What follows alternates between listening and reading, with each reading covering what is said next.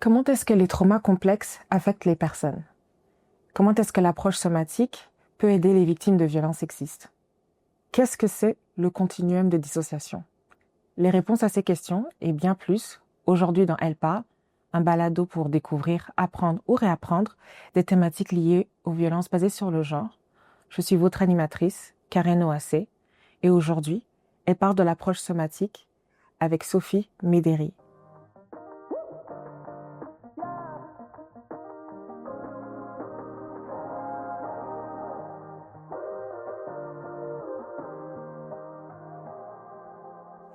Bonjour et bienvenue Sophie. Pour les personnes qui ne te connaissent pas, est-ce que tu pourrais te présenter s'il te plaît? Oui, bien sûr. Donc, je suis intervenante et responsable des interventions au Centre Innova, qui est un CALAX, donc un centre d'aide et de lutte contre les agressions à caractère sexuel. Je fais ça depuis juin. J'ai aussi à peu près 10 ans d'expérience en défense des droits des femmes contre les violences genrées. Je fais beaucoup d'activisme pour les violences obstétricales et gynécologiques. J'ai aussi un background en nursing. Puis, j'ai pendant aussi une bonne dizaine d'années fait de l'accompagnement à la naissance ou doula pour Oh, les initiés. Alors Sophie, aujourd'hui tu es là pour nous parler du trauma et par rapport au corps. D'après toi, qu'est-ce qui arrive dans le cerveau lorsqu'on vit un événement traumatique? Oui, mais c'est une question qui est large. Il peut arriver plusieurs choses. Disons que le système nerveux, son travail, c'est vraiment de scanner un peu notre environnement, les personnes avec qui on interagit pour pouvoir détecter des dangers, pour nous protéger. Oui. S'il y a des dangers qui sont détectés par notre système nerveux, il va commencer à sécréter ou à donner l'ordre un peu de sécréter de l'adrénaline Ouais. bon, sécréter de l'adrénaline pour qu'on puisse avoir assez d'énergie pour combattre ou fuir, ce qu'on appelle le fight and flight en anglais. Si pour une raison ou une autre, on est dans l'impossibilité de combattre ou de fuir, il y a l'amygdale, une partie de notre cerveau qui, à ce moment-là, va opérer ce qu'on appelle un peu un shutdown, une dissociation, Mhm. pour empêcher que l'adrénaline continue d'être sécrétée et éventuellement conduise à un arrêt cardiaque. Mm. Donc, c'est ce qu'on appelle la dissociation. On voit souvent aussi chez les animaux, on entend souvent là, l'exemple stéréotype un peu du chevreuil là, qui est figé face à des phares de voiture. Mhm. Donc, les humains aussi peuvent développer cette réponse traumatique-là. Et donc Sophie, qu'est-ce qu'on apprend par exemple, qu'est-ce qu'on entend par approche somatique? Hmm. Oui, mais dans les approches somatiques, donc le soma, ça veut dire le corps. Donc, c'est vraiment les Mhm. approches qui vont privilégier le corps, une approche corporelle, si on Ok. peut dire, comparativement à des thérapies qu'on va dire plus conventionnelles, entre guillemets. Mhm. Les talk therapy, donc qui vont vraiment passer plus par le cognitif, le cerveau logique. Ok. C'est vraiment ça la différence. D'accord. Et dans quelle sorte de situation, justement, l'approche somatique, elle peut être plus efficace que l'approche cognitive, par exemple? Mhm. Mais au niveau des traumatismes, de plus en plus, les études vont pointer que ça prend une forme d'approche somatique. Il peut y avoir une combinaison des deux approches. Mhm. Mais s'il n'y a pas l'approche somatique, on passe définitivement à côté de quelque chose. Mm. Donc, tu sais, par exemple, l'approche cognitivo-comportementale, elle va être efficace pour plein de choses, mais elle va être peu efficace ou en fait, on a de la difficulté à prouver son efficacité dans le cas de traumatisme Mm. ou avec, tu sais, un diagnostic de syndrome de choc post-traumatique ou de PTSD en anglais. Mhm. Donc c'est ça, ça va être vraiment parce que les traumatismes viennent affecter le système nerveux. Il y a une partie qui se passe vraiment dans le corps. Mhm. Euh, c'est des réactions qui sont de survie, qui sont initiées par le système nerveux qu'on appelle autonome, donc qui régit notre respiration, par exemple. C'est pas des choses que nous, on décide à quelle vitesse on va respirer. Mhm. Donc, les réactions traumatiques, ça va être vraiment des réactions du système nerveux autonome. Alors, il faut aller un peu réguler ce système nerveux-là qui est complètement dérégulé suite à un traumatisme. Oh, ok. Et est-ce que tu as remarqué dans ton expérience qu'il y a pas mal de personnes, quand ils vivent des traumas, ils ressentent comme de la honte. Oui, oui, c'est souvent présent. C'est très souvent présent. Dans le fond, ce que moi j'aime bien dire et que d'autres auteurs et autrices aiment bien dire aussi, c'est que la honte vient du fait de ne pas être vu. Puis on sait, bon, les traumas, ça peut être une panoplie de choses, mais si on parle d'agression à caractère sexuel ou d'abus, de violence conjugale, de violence genrée, on sait que dans notre société, il y a une tendance quand même forte à blâmer les femmes. Hein? À ne pas être cru, à ne pas être validé, à se faire poser des questions comme «Mais qu'est-ce que tu portais?» ou «Pourquoi t'es pas Oui. parti?» Donc ça induit beaucoup de honte à l'intérieur de soi parce que c'est comme si on disait que c'est nous le problème, Oui. que c'est nos réactions qui sont le problème. Puis c'est pour ça aussi que j'aime beaucoup parler de biologie du trauma dans mes suivis dès le départ parce que ça défait beaucoup de honte aussi de comprendre que c'est des réactions du système nerveux. Par exemple, dans le cas d'une agression sexuelle où la femme a été en dissociation, donc a figé, elle n'a pas été capable de crier, il va y avoir souvent beaucoup de honte ou de culpabilité à se dire, mais j'aurais dû réagir comme ci ou comme ça. Mm. Alors, de comprendre que c'est notre système nerveux qui a complètement pris le dessus de nos réactions cognitives, parce que quand le système nerveux se met en branle comme ça, avec l'amygdale, ça diminue la fonction du cortex, donc de toutes les fonctions qui sont plus logiques, où on va être capable de faire des balances décisionnelles, par exemple, des choses comme ça. Et justement, comment l'approche somatique va aider pour réduire la honte, par exemple, ou pour mieux vivre? Oui, je comprends. En fait, c'est parce que l'approche somatique va utiliser beaucoup ce qui se passe dans le corps OK. euh,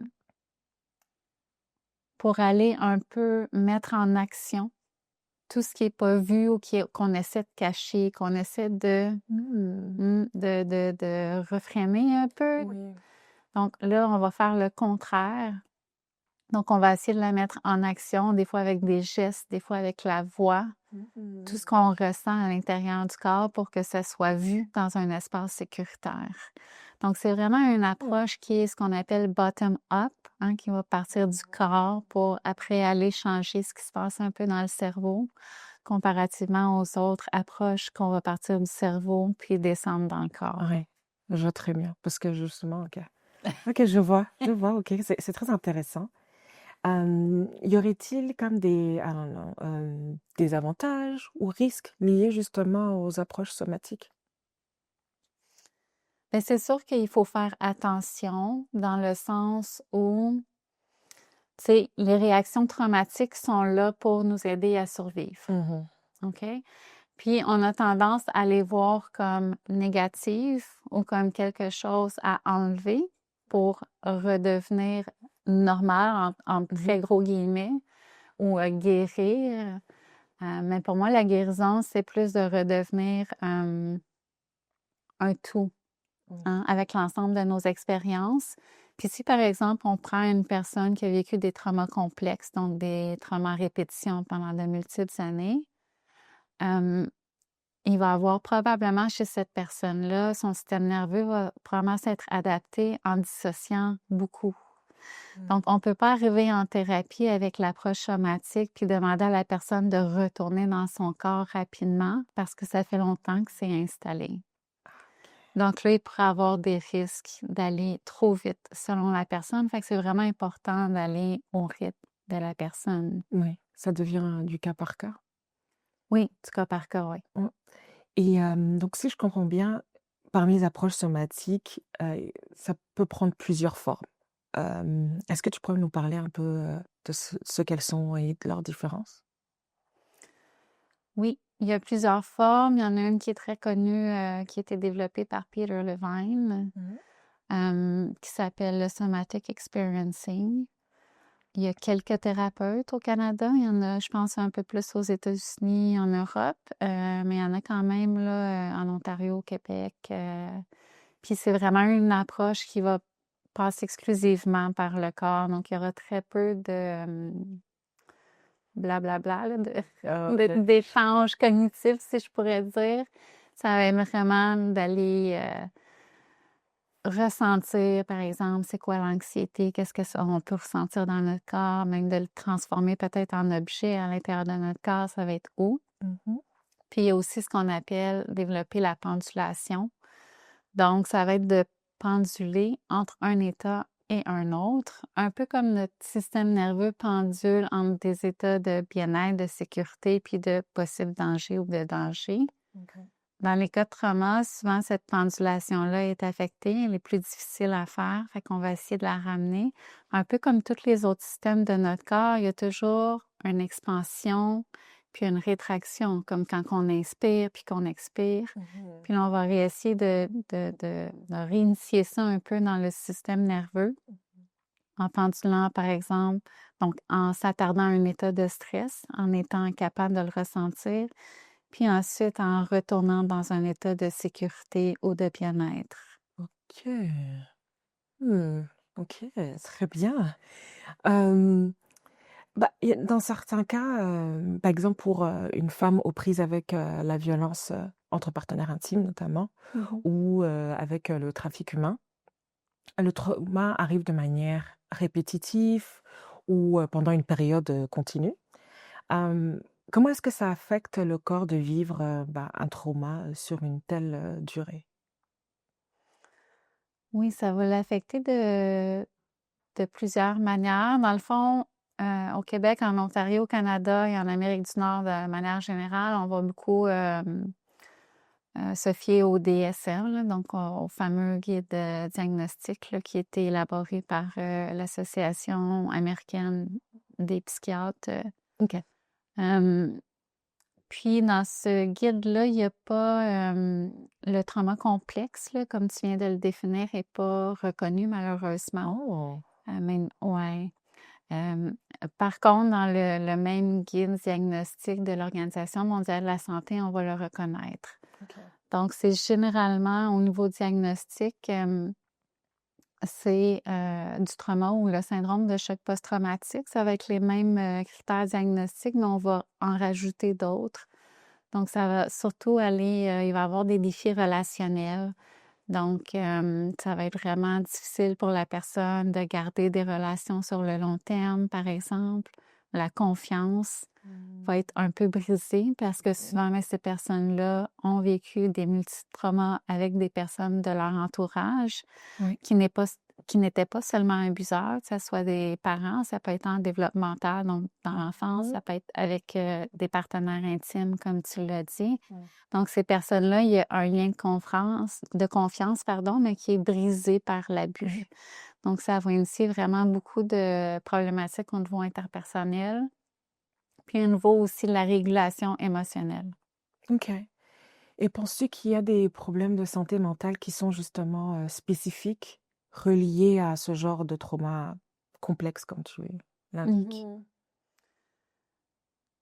Oui, c'est sûr que ça, c'est une question qui est complexe. En même temps, tu sais, on peut faire le parallèle rapidement avec le trouble de personnalité limite. Mhm. Donc, dans les critères diagnostiques du trouble de personnalité limite, on retrouve quasi la même chose qu'en dans le critère diagnostic de trauma complexe de l'Organisation mondiale de la santé. Il y a même une recherche qui est sortie puis qui s'est intéressée justement là, aux deux problématiques. Puis, qui ressort, en fait, l'étude, ce qu'elle dit, sa conclusion, c'est que le TPL n'existe pas en dehors du trauma. Le trauma peut exister en dehors d'un diagnostic TPL, mais à chaque fois qu'il y a un diagnostic TPL, il y a un historique traumatique chez la personne. OK.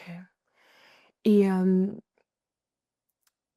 quand on parle d'approche somatique, il me semble que quelque chose qui pourrait ben, améliorer la vie de beaucoup de personnes, c'est qu'il y ait certaines barrières qui rendent l'accès bah, tout simplement à ces thérapies plus difficile pour certaines personnes. Mhm.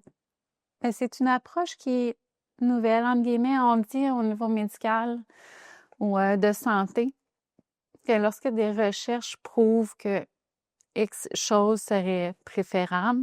Ça prend environ de 20 à 30 ans avant que ça soit appliqué dans les milieux. Ouais.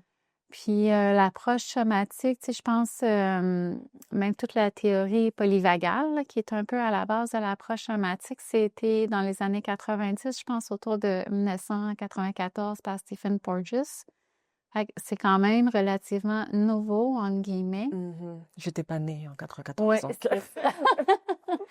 Puis, tu sais, par exemple, comme l'approche somatic experiencing de Peter Levine, je sais qu'elle est reconnue maintenant par l'Ordre des psychologues du Québec, si je ne m'abuse, mais c'est quand même tout à fait récent, quand même, là, que ce soit reconnu.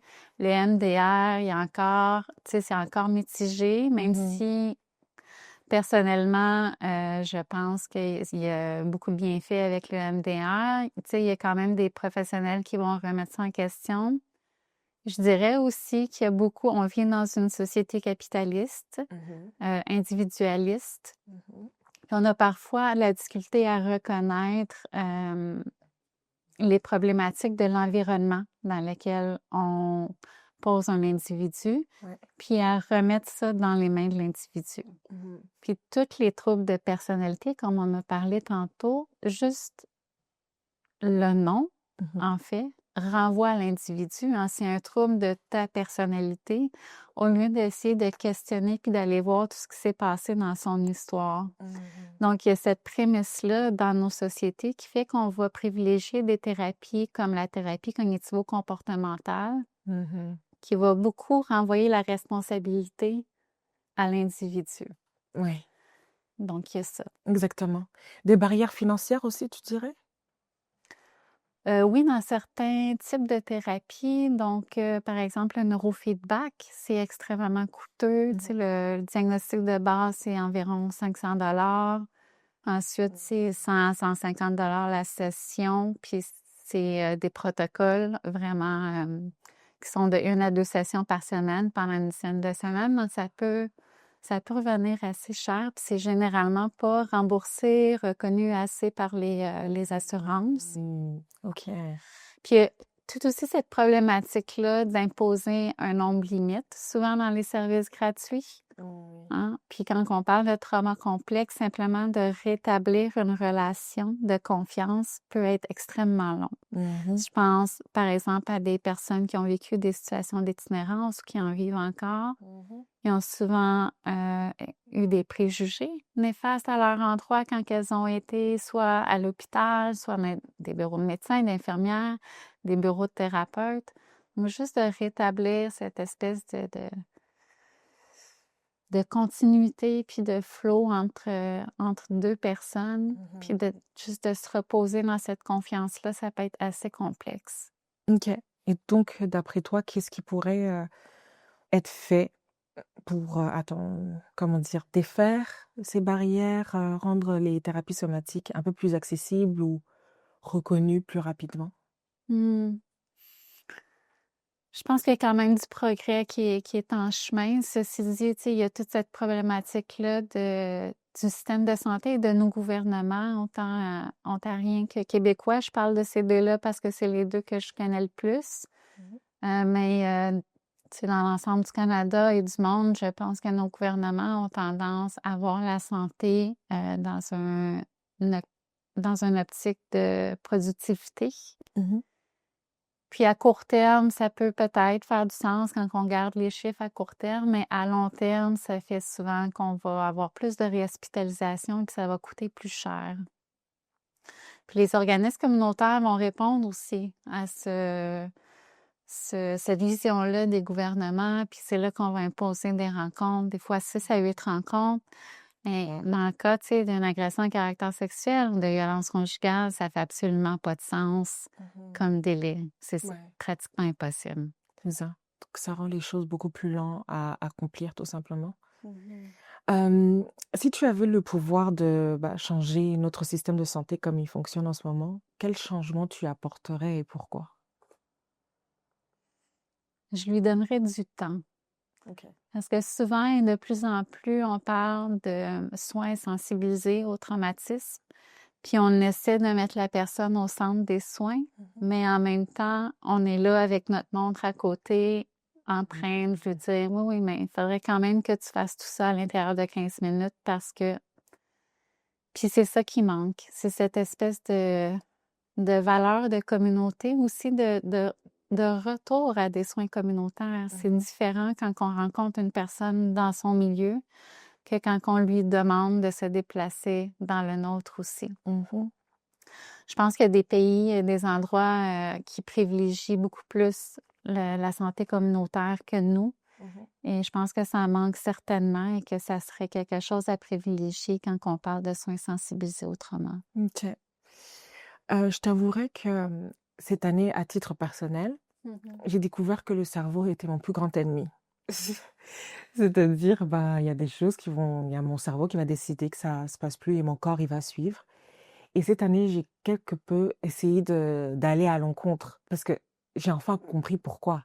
Le cerveau, il est là pour me protéger, comme tu as dit, souvent des situations de fight or flight.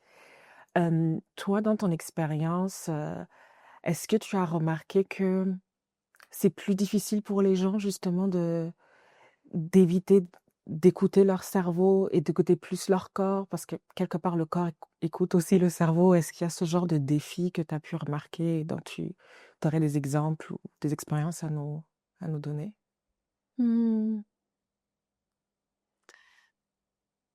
Oui, ben ce que tu me dis, ça me fait penser un peu à ACT Therapy, qui est Acceptance and Commitment Therapy. OK. Oui, un travail aussi de diffusion avec certaines idées de notre cerveau. Donc, par exemple, quand on vit de la honte, qu'on a vécu des violences, on a beaucoup cette petite voix à l'intérieur de nous qui se porte très bien, généralement. Sharon, c'est la mienne. Et qui, tu sais, nous dit, ah, je suis pas capable, je suis stupide, ça marchera jamais parce que... Donc, il y a un travail de diffusion à faire avec ça. Puis, on va aussi utiliser le somatique pour faire cette diffusion-là. De travailler avec le corps, de travailler d'une certaine façon, puis d'être capable de tolérer, parce qu'il y a ça aussi qu'on n'a pas discuté beaucoup, mais il y a la fenêtre de tolérance qu'on appelle. Donc, c'est la capacité d'un individu à tolérer des émotions, des sensations. Puis cette capacité-là va généralement être beaucoup réduite lorsqu'il y a eu des traumatismes, encore plus des traumas complexes. Donc la pendulation va venir travailler ça, à réapprendre à tolérer. ACT Therapy va aussi beaucoup utiliser ça. Puis cette façon-là de se reculer un peu de nos pensées, de notre cerveau, puis de les remettre en doute. De plus les accepter comme une vérité avec un grand V, mais de faire cette espèce de pause-là de « Ah, mon cerveau, il me dit ça. Est-ce que c'est vraiment utile? Est-ce que ça va m'amener vers mes valeurs, vers mes choix? Non? OK, merci cerveau, j'ai noté, mais je vais quand même décider de faire ça. Puis ça se travaille aussi à travers le corps. Idéalement, ces deux optiques-là ou façons de faire-là viennent se rejoindre pour faire le même chemin ensemble. Plus tôt dans l'épisode, tu nous as parlé de sentiments de fight or flight et ensuite de dissociation qui amène quelque part à la mémoire traumatique. Est-ce que pourrais nous parler un peu plus de justement dissociation et son rapport au trauma? Oui, tout à fait. Donc, la dissociation, en gros, ça va être la capacité ou le travail de l'amygdale d'opérer un shutdown. Donc, ça peut se matérialiser, je dirais, de plusieurs façons. Ça peut être que la personne a l'impression qu'elle peut pas bouger, qu'elle peut pas crier, qu'elle peut pas rien faire, qu'elle est figée. Ça peut être aussi le fait que la personne va ressentir vraiment une déconnexion. Donc, c'est comme s'il n'y avait plus d'émotion, il n'y avait plus rien. Ça peut être un froid ou vraiment comme un vide aussi qu'on peut ressentir. La personne peut aussi sentir qu'elle va visualiser l'événement qu'elle est en train de vivre comme si elle flottait dans l'air pas très loin. Ça peut être une forme de déconnexion aussi avec l'environnement. L'impression d'être là, mais pas vraiment être là. Et ça peut aussi aller jusque à l'évanouissement. Ah, Oui, ça peut OK. aller jusque-là. Puis on peut aussi parler d'un continuum de dissociation. OK? OK. Donc, chez les personnes qui vont vivre des traumas à répétition Mhm. euh, et qu'elles seront jamais vraiment capables ou très rarement d'aller soit combattre ou de fuir. Mhm. Donc, par exemple, quand il y a des traumas dans l'enfance, ça va être très rare qu'un enfant va être capable de combattre l'adulte ou de Ouais. fuir l'adulte. Donc, souvent, à ce moment-là, le corps va expérimenter très souvent la dissociation et ça va être un peu intégré Dans son dans le quotidien. corps, dans son quotidien. Donc, ça peut être une personne qui va souvent partir dans la lune, ça peut être même perçu un peu comme très similaire à des symptômes de TDAH. Ouais. Donc, de déficit d'attention, mais ça va être vraiment une forme de dissociation qui va avoir été intégrée. OK. Donc, il y a tout ça avec la dissociation. C'est un gros sujet complexe. Puis, il faut savoir aussi que quand il y a de la dissociation, c'est là qu'il va y avoir le plus grand risque, entre guillemets, de développer un syndrome de choc post-traumatique, donc de vivre des réactions traumatiques après l'événement. OK. Ouais, je vois, c'est un sujet très vaste, mais aussi très complexe, mais aussi très précis. Et comme on a parlé aussi, ça peut être vraiment du cas par cas. Mhm. Je pensais par exemple euh, aux victimes d'agressions sexuelles. J'espère que je le dis correctement, mais qui vont décider tout de même de porter plainte, qui vont tout de suite être dans le feu. OK, ça vient de m'arriver, je dois aller voir la police, puis je dois aller à l'hôpital, puis je dois porter plainte, puis tout ça. Mais j'ai l'impression qu'elles aussi, elles peuvent être dans un type de dissociation aussi. Oui. C'est pas seulement ignorer ce qui s'est passé, ça peut être, ouh, je suis très consciente de ce qui s'est passé, conscient aussi, pardon, conscient ou conscient de ce qui s'est passé, mais je dissocie complètement.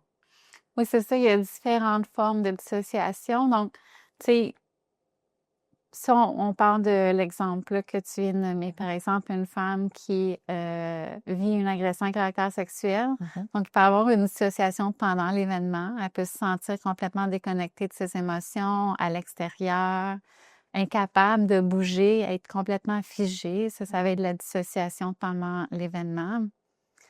Ensuite de ça, si elle va avec le processus de, tu sais, ça veut pas dire qu'il va avoir une amnésie, hein, au niveau de la Oui. mémoire, là, c'est différent. Mais ensuite de ça, si elle décide d'aller au poste de police, de porter plainte et tout ça, dans ce processus-là, c'est possible qu'elle se sente complètement détachée. Mm. Donc, elle a, tu sais, de la difficulté. Puis là, c'est très complexe, puis ça dépend des victimes. Il y en a qui vont vivre beaucoup d'émotions pendant leur déposition, par exemple. Il y en a qui vont se sentir dissociés. Mhm. Le processus de justice en tant que tel est porteur de violence parfois, hein, de violence institutionnelle, et peut être retraumatisant, Mhm. dépendamment de l'accompagnement que les policiers et policières, que l'ensemble de l'appareil de justice va offrir aux victimes. Donc, il peut avoir aussi des moments de dissociation par rapport à ça. Puis ce que tu nommais tantôt aussi un peu, c'était l'amnésie. Donc, ça aussi, Ok. ça va arriver.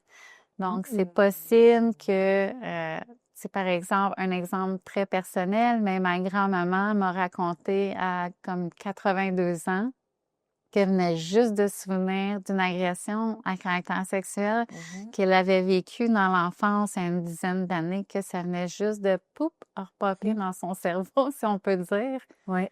Euh, mais ça, c'est un exemple d'amnésie qui peut avoir lieu où la personne va se souvenir de, de traumatismes des années plus tard. Mhm. Puis des fois aussi, surtout quand c'est arrivé très jeune, il n'y aura pas de souvenir tangible. Ça va toujours rester vague ou comme Mhm. s'il y avait un voile qui entourait un peu tout ça. Je commence à dire, est-ce que c'est un film que j'ai vu ou est-ce que c'est vraiment moi ou... Ouais. Puis à ce moment-là, on va ça va être vraiment important de ramener la personne dans son corps. Mm. Parce que le corps ne ment jamais. Hein? Le corps n'invente rien. Donc, puis c'est très humain de vouloir catégoriser ce qu'on vit, de vouloir j'ai vécu ça ou c'est passé telle chose à telle date ou de vouloir catégoriser aussi nos symptômes. Mais au final, ce que l'approche somatique fait, c'est qu'elle encourage les humains qui vivent ces traumatismes-là et les personnes et les thérapeutes qui les accompagnent à s'intéresser à ce qui est vécu dans le corps, ce qui est véhiculé dans le corps. Il y en a même, tu sais, qui vont parler de, tu sais, tous les feelings puis les sensations pas le fun corporelles ça ne tente pas vraiment de vivre, mais qui sont là, que ça fait partie de notre propre médecine pour débloquer un peu tout ça, puis revenir dans un état un peu plus calme, un peu plus régulé, un peu plus... Un meilleur contrôle de notre corps. Je dirais pas un contrôle, mais plus un sentiment de sécurité qui est retrouvé. Parce que quand on vit un traumatisme, qu'est-ce qu'on perd? On perd notre sentiment de sécurité. C'est vrai. Parce que ce qui définit un traumatisme, au final, c'est une sensation de danger qui est perçue ou réelle. Ça, c'est important. C'est pas toujours réel. Par exemple, si je prends le cas d'un jeune garçon, par exemple, qui irait chez le dentiste pour une raison ou une autre, son parent ne peut pas l'accompagner, puis il se retrouve sur une chaise avec des étrangers qui portent un masque, qui ne lui disent pas ce qui va arriver. Son corps peut percevoir un danger, mais il n'est pas en danger. Mais ça peut quand même rentrer dans la catégorie d'un traumatisme parce qu'il y a un danger qui est perçu au réel. Puis l'autre, c'est une perte de contrôle. Okay. Donc, l'autre élément qu'on va définir, c'est avec une perte de contrôle. Quand on perd contrôle, quand on est en danger, qu'est-ce qu'on perd? C'est notre sentiment interne de sécurité. Tu as donné l'exemple de ta grand-mère qui s'est rappelée d'un épisode qui s'est passé il y a des décennies pour elle. Donc, lorsqu'il s'agit de l'amnésie, justement, comment est-ce que les personnes qui en vivent regagnent leur mémoire? Est-ce qu'il y a une sorte de trigger? Je perds mon français, mais De déclencheur. quelque chose qui provoque ça. Qu'est-ce qui a pu provoquer? Ça va être du cas par cas, mais on va parler de plusieurs choses. Donc, comme tu viens de dire, ça peut être un déclencheur. Donc, quelque chose qui va rappeler à la personne l'événement traumatique. Ça peut être... c'est ça, ça peut être quelque chose qui va vraiment rappeler, tu sais, une similitude, par exemple, entre l'agresseur ou une voix qui nous rappelle les réseaux. Tu sais, ça peut être n'importe quel stimuli, que ce soit auditif, que ce soit au niveau de l'odorat, que ce soit au niveau de la vue, qui va rappeler puis qui va faire « OK ». On peut aussi parler d'un sentiment de sécurité. Donc, des fois, quand les personnes vont encore être à proximité avec des personnes qui ont perpétré des abus, elles ne vont pas s'en rappeler. Puis si elles sortent, par exemple, dans le cas d'enfants, quand elles vont sortir un peu du giron des adultes qui les entouraient, c'est là que ça peut contribuer à faire émerger.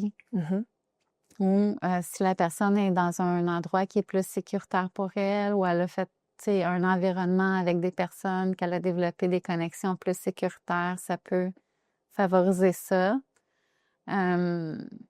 Puis je veux juste prendre le moment aussi de dire que c'est pas toujours bon d'aller fouiller. C'est ça que je disais, ça a l'air d'être... Essayer de se rappeler.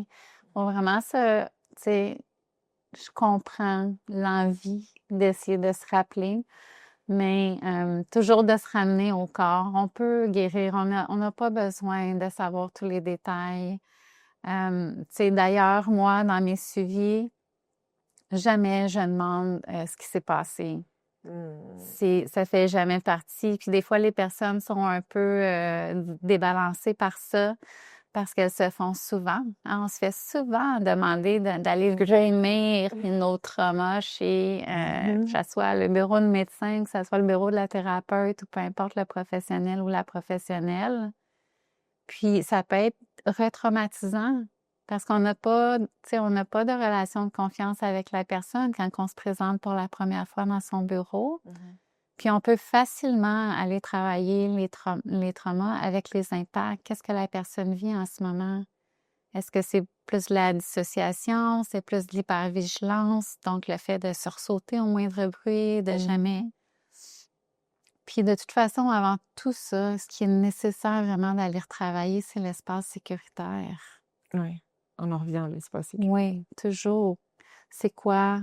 Puis on peut aller le chercher avec des souvenirs qui sont sécuritaires pour cette personne-là, avec les 5 sens, travailler avec le corps. Y a-t-il un endroit qui est en sécurité dans mon corps? Puis dans les traumas très complexes, ou même dans le cas d'une seule agression à caractère sexuel ou de d'autres choses, ça va être difficile, mais c'est toujours possible d'aller retravailler ça. Il y a toujours un endroit, quelque chose qui peut nous rattacher à cet espace sécuritaire-là. Ben, merci beaucoup pour ton partage, Sophie. Plaisir. Merci à toi. Merci à Sophie Médéry pour son partage et son expertise. Merci à vous tous de nous avoir écoutés et regardés. Si vous souhaitez avoir plus d'informations, vous pouvez consulter le site de actionontarienne.ca. Et nous remercions aussi l'agence Horizon avec qui nous filmons.